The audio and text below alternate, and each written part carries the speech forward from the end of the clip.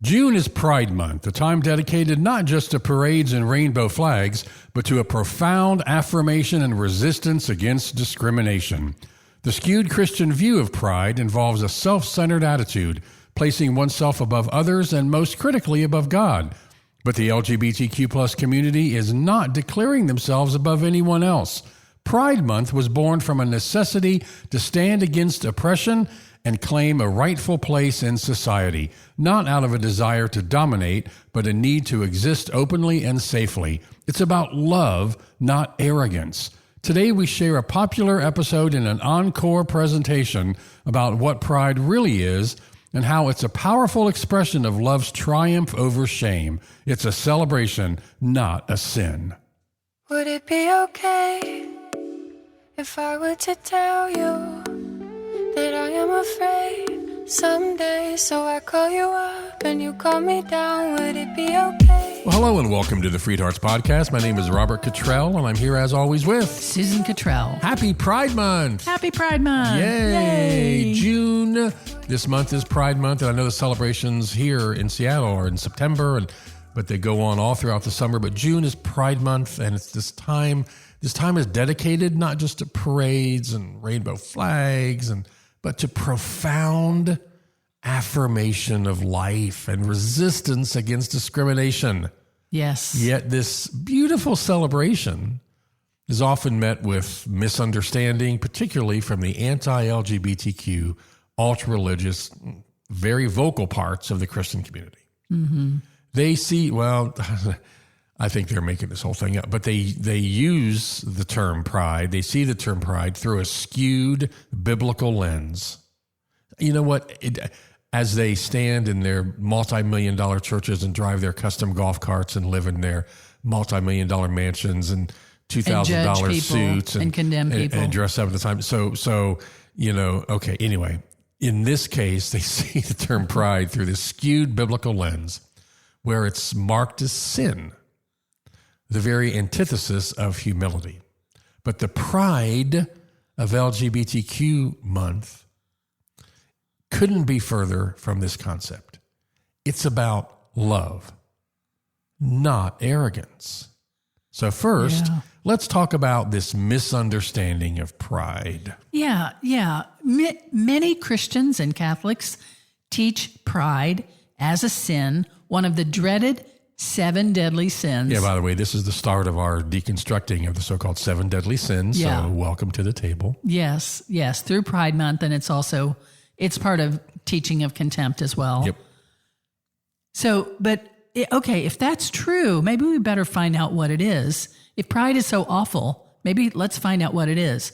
In fact, we're going to use Pride Month and a little beyond to look at all those sins, so-called, just for fun.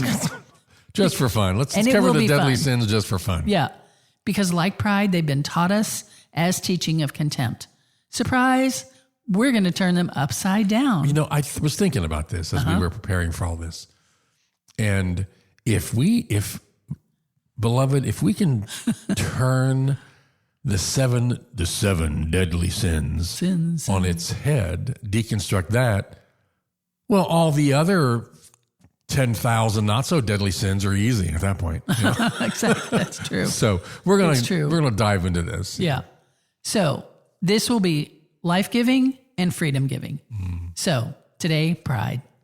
This Christian view of pride involves a self-centered attitude, placing oneself above others, and worse, above God. Does that sound familiar? But when the LGBTQ plus community speaks of pride, they're not declaring themselves above anyone else. Pride Month was born of a necessity to stand against oppression and claim a rightful place in society, not from a desire to dominate, but a need to exist openly and safely. Yeah. So what does pride mean to the LGBTQ plus community? Pride for this community is fundamentally an act of survival. It's a declaration of one's inherent worth in the face of ongoing and often increasing adversity. Yeah. And with that, and again, the hate is increasing, the adversity is, although there have been some great victories lately in pushing down these anti-trans and anti-LGBTQ laws, they're coming back again. So this hate is increasing, making pride more important now than ever. I don't even know if it's increasing. It may be just getting more vocal. That's true. Getting more devious. Yeah. I don't think people are drawing to join this hate, movement. Right. The anti-gay sides are certainly more vocal and feel more empowered. Yeah. But June is Pride Month, and events take place again all the way through the summer.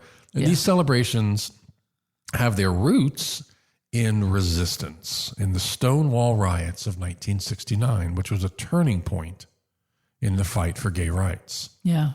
Pride is a stance against invisibility and a move towards self-acceptance that many in the LGBTQ community are denied from family or faith communities. Yes. Yes. And many of you... What a beautiful thing that standing up, that stance is. Yes.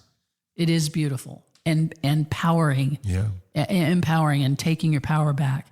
And many of you listening have been told terrible things about yourself. You've had your very existence questioned. And if you've even been acknowledged at all, you've been told that God is disgusted by you. And many of us here are parents or whatever, and we have not experienced that. But many have. And what you may not have experienced is what it means to finally be able to stand up, to march, to celebrate as your authentic self, and how important it is to be you. And this kind of pride is not about feeling superior, but about demanding equality, expecting respect. It's a lifeline to those who feel isolated, a community saying loudly for all to hear that they are not alone. And pride gatherings are as much of a rallying cry for rights and recognition as they are a festival of joy. Joy that comes from being true to yourself in a world that tells you there's something wrong with you. Yeah. I think of how freely, watch any sporting event, NFL, NBA, baseball, college, and you see the pride that these people have in their teams, in their university. They will face paint, they will dress up, they will go shirtless in 0-degree weather with team name painted across their chest. And their name, fan, is short for fanatic. Right. And there's no church condemnation of that kind of pride, by the way, just FYI. Right. But the joy that somebody gets from being able to say, I love the Cowboys. Yeah. This is my team. I belong here. My team. And to be someone who, again, has not ever been able to stand up or march or celebrate what? Just you. To celebrate just something as simple as your authentic self. This is why the truth is that pride plays a vital role. Yeah. A critical role here. Yes. It's more than a celebration. It's an essential affirmation for those who have been marginalized. It's a powerful rebuttal to shame, a message that being LGBTQ is not a deficiency or a deviation, but a beautiful human reality deserving respect. It's a time when the community can come together to celebrate milestones and remember the battles fought to achieve them. It's a crucial moment to energize for the challenges that remain in achieving full acceptance and rights. Pride offers healing, beloved. It reassures LGBTQ plus individuals, especially the young, that they have a place, that they're seen, that they're valued. It's a profound counter message to the awful rejection and condemnation that too many still face. Yes. And pride is a call to the community that you're marching in. Mm-hmm. It's a call to anybody observing. It's a call to love. Oh my gosh, I love what you just said. I love that. Yeah, that's the essence of Pride Month. that it resonates with the very heart of what it means to love openly and freely. To love openly and freely, like Jesus taught and showed us. And this is not the pride that the church teaches that Scripture warns against. It's a testament to love for yourself and love for your community.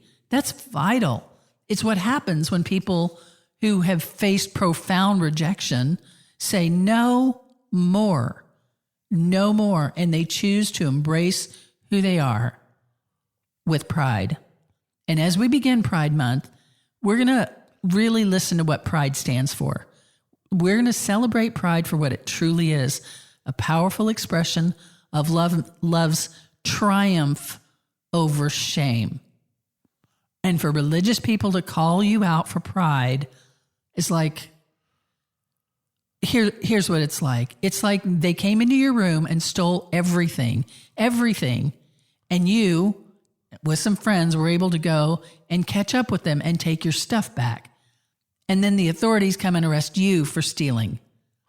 That's what it's like when they accuse you of being prideful.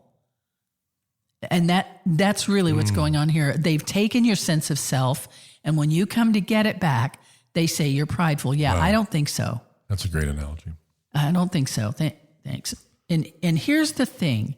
Their attempt to dismantle you, to silence you, to erase you, to destroy your sense of self, all of that is the definition of sin. And we're going to dive into this more next week because we've got a lot to say about that, about what sin really is.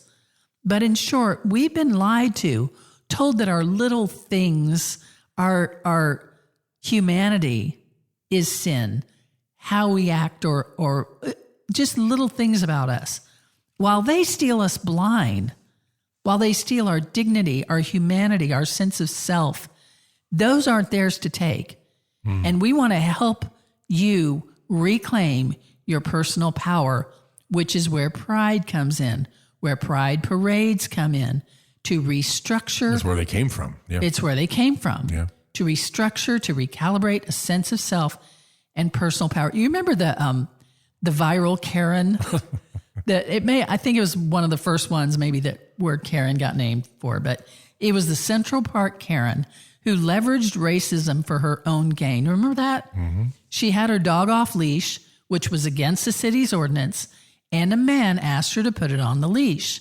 And she was white, he's black, and she said, I'm going to tell the police you're threatening me. And you can see it all because he happened to tape it, which was a very smart move on his part. And then she called the police and got that tone of voice where she said, there's an African-American man and I feel threatened. And she knew exactly what she was doing. She pulled on that cord of racism because she knew how it runs through all of our society, throughout the entire system, from the police who would answer the call and then show up to the court system.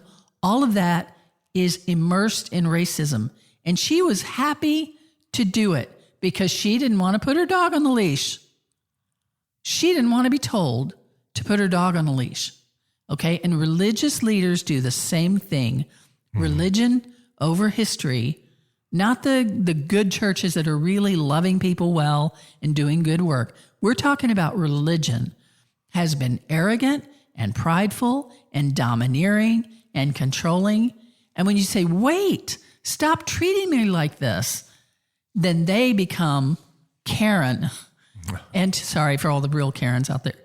They say you're prideful. Now, come on, church Karens. No. Religious leaders don't want to be told they're overstepping their bounds of control, of thievery, of hurting people supposedly in their care. So they turn it on you. They say you're in the sin of pride. It's exactly the same intent as telling the police, an African-American man is here and I'm afraid. They're pulling that cord of shame and self-loathing that is already woven into being queer or otherwise marginalized in our society. Like it's like calling the police. They just love to pull that cord and watch the dominoes fall. Like the emergency cord on a train. You pull that cord and all the trains come, the cars come to a grinding halt. And that's the same here. And you just hint that maybe they're being overbearing and judgmental and harmful, and they'll pull that cord, and all of your gears conditioned into you come to a grinding halt as you think, am I prideful? I don't mean to be. Well, we're defensive all of a sudden. Yeah, I'm just saying what they're doing hurts me. I'm just saying that hurts me. Stop hurting me. But they're already gone. They've already left the train. Yeah. That's really good. Really good. So what's the difference between healthy pride and sinful pride? Yeah, great question. Because we'll tell you. Healthy pride is necessary. You can't thrive without pride in who you are. Peace, acceptance, being good with yourself as you are. All these things are necessary to grow and to thrive. Yes. I mean, is it wrong to be proud of yourself for standing up against oppression? Is it wrong to be proud of your child for something, or for some wonderful thing that they've done with their heart, or whatever it is? You can't pride. do well without it. Right. You can't be mentally healthy without pride. Well, the sin of pride is something else. Remember, sin means that something is off, miss the mark. Something is off, whether slightly or massively. Something is not quite right. Again, something has missed the mark. Where pride is off, where pride goes off the rails, is when we think we're better than others. When we know better. We think we know better. Yes, that's right. Or we think that we're always right, and we have contempt for those who aren't us. Does that sound familiar right now? Yeah, exactly. Again, that is the heart of the teaching of contempt, us versus them. Right. Well, the sin of pride is thinking, well, we're us and you're them. Right. And so you're the one, obviously, that's prideful. Yeah. So I looked up sinful pride in Wikipedia. Bad pride. And this is actually, I added to this, so it's Wikipedia plus me. But sinful pride. That's a great website. WikipediaPlusMe.com. It's not real, by the way. Sinful pride is an excessive love of one's own excellence, unlike the healthy pride of self-affirmation. Sinful pride is to think obsessively of yourself with no recognition or appreciation for the contribution of others. Unhealthy pride pushes others who aren't self to the margins of one's existence. Those others, whether people or God, exist only to gratify that person's ego and sense of importance. Pride means to negate others and take all the credit for one's accomplishment in a self-aggrandizing way. That's negative pride. And this describes conservative religion and people in conservative religion. The teachings of contempt we've been talking about are all based on pride, negative pride. And it's the idea that I'm better than you, that you as a group, whatever group it is inferior, faulty, and deserves contempt, and actually can be treated subhumanly because you're subhuman. That disrespect, it's unhealthy, and it holds others in contempt as beneath them and undeserving of anything good and undeserving of respect. And that is not you. That's not how you manifest your sense of self. You're not doing this to people. Yeah, it's maddening to me to hear that the rules-based, non-affirming church, ultra-religious church, does that to you. Yeah. Does that to you, holds you in that contempt, disrespects you, tells you you're inferior, that you're flawed, that you're broken, that you're fallen, that you're faulty. And then when you even push back on this, they say, well, now you're full of pride. Yes. It's not pride to push back on people who are fed up with you, who treat you badly, who don't know your story and don't want to hear it, and they only want to spout their rhetoric. It's not pride to be fed up with that and to push back on it. Now, you may be fed up, with all of this. with all of this. Yeah. And We sometimes are, yeah. And we sometimes are. And you already know a lot of what we're telling you. You could tell them that what they want to, like when they try to lecture you, you could tell them what they're going to say because you've heard it. As an outlier, you've heard it, but have they heard your story? Have they heard your lived experience?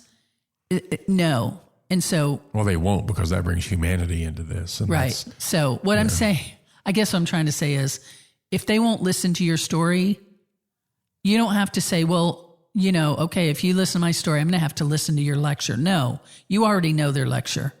If they're not willing to listen to you as in your humanity and your lived experience, then there's really no conversation to have. Well, in that situation, guess where the pride is? Right. It's not with you. Right.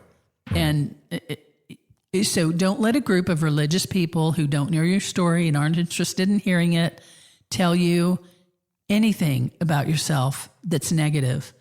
People throw accusations that are the very things they're doing. That's just human nature. Yeah. It's the ultimate projecting. So don't let them project onto you. Yeah. And as to say one of the things we love to say here on the FreedHearts podcast, bullshit. we say with love, don't fall for this. Yeah. Don't let them take this beautiful celebration, this standing up and just saying, this is who I am. And we've had to work so hard and fight so many battles, and it's been so painful. Yes. But we are now today in this parade or this festival, or we are standing up and we are saying, here we are. I am here. I am here. We are here. We are here. We are queer. Yeah. So don't fall for this. Yeah. And they say pride goes before a fall. Mm-hmm. Well, accusations of pride go before falling for it. So don't fall for it. Right. This is a trick. This is a technique. It's a trick. Don't fall for it. Yeah. To summarize this up, healthy pride, and we hope you have a lot of that during June and every month of the year, means self-respect, self-love, being happy with yourself, celebrating yourself.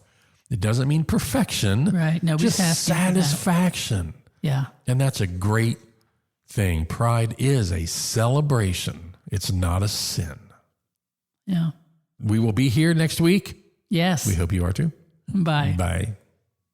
Would it be okay if I were to tell you that I am afraid someday? So I call you up and you call me down. Would it be okay? You've been listening to the FreedHearts podcast. We have extensive resources and vibrant, inclusive community for you at freedhearts.org. Please just come say hello.